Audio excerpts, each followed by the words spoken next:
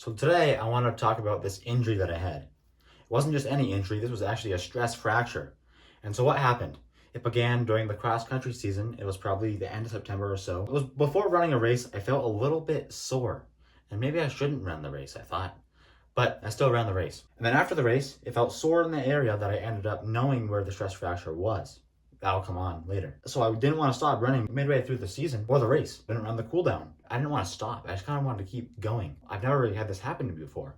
It's hard to know when is that moment that it's too far. When is that moment to stop, either during the race or during the season or whatever it may be.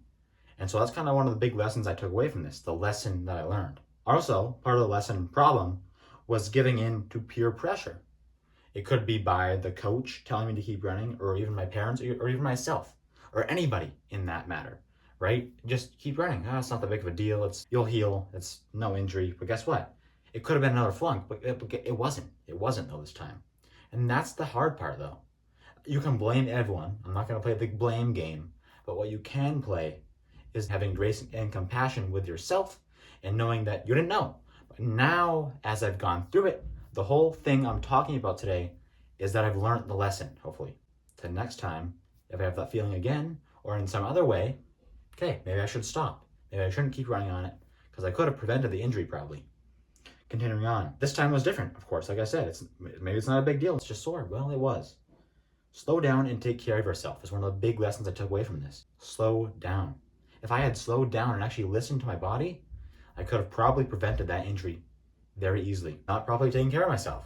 Like I said, you gotta properly take care of myself. It could have been also because it taught me to slow down and actually take care of myself in the moment, live in the moment, knowing that I need more sleep, more rest, more recovery, more maybe even stretches and stuff like this. Good nutrition and eating. It's all these different factors that maybe weren't as good as they can be, but now I know that next time to hopefully prevent this again.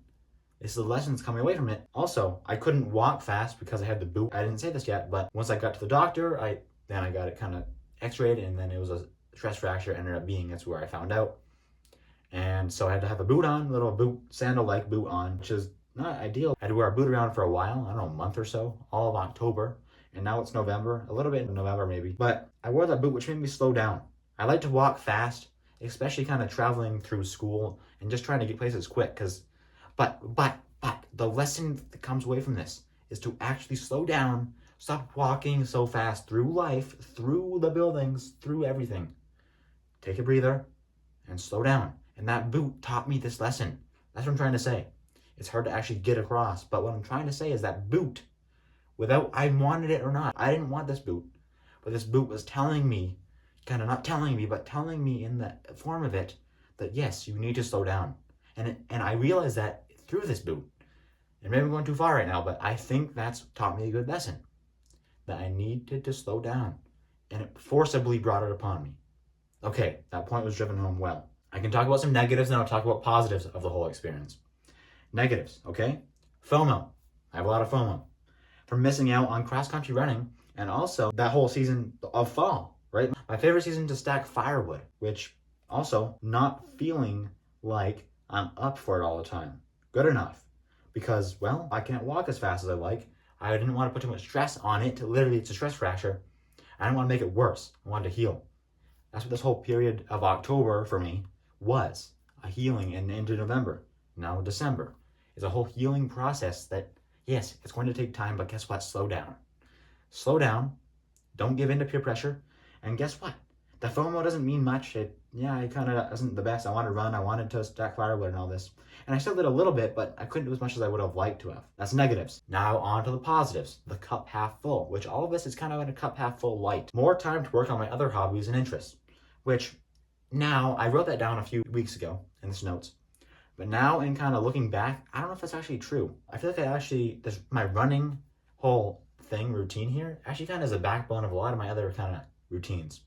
I'm realizing that as I get back into running, but I'm wondering if maybe I guess I'd had more time I didn't sleep well. I didn't get better sleep. I didn't do everything else more.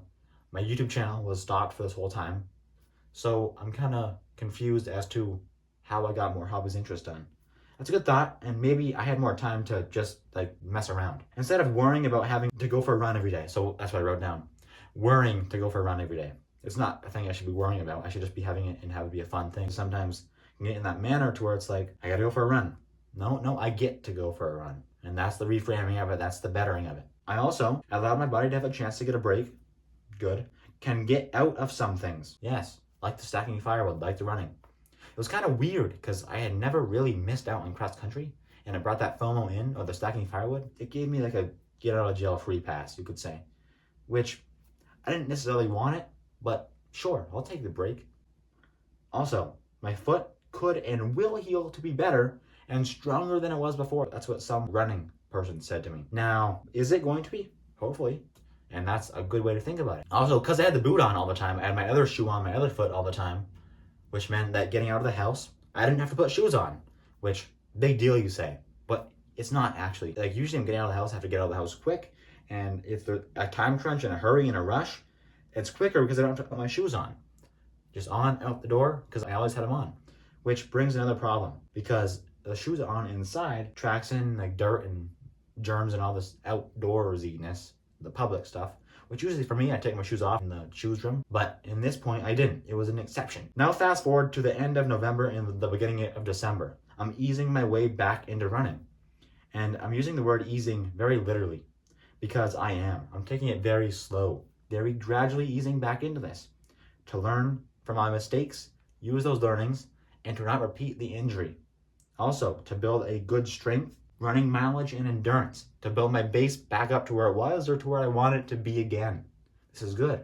Again, taking it slow, not giving in to what people might say. I want to use lessons I learned from this whole stress fracture and hopefully better my life, better my running, better my everything in a good way. This whole point of taking it easy, taking it slow. This whole winter, my goal is to, like I said, build that base back up to where it was, to where I want it to be. But this winter, there's no excuses. I'm going to do these things like I said. I'm going to learn. I'm going to get back into it. And I'm going to slow down. And hopefully you can too. And take your time.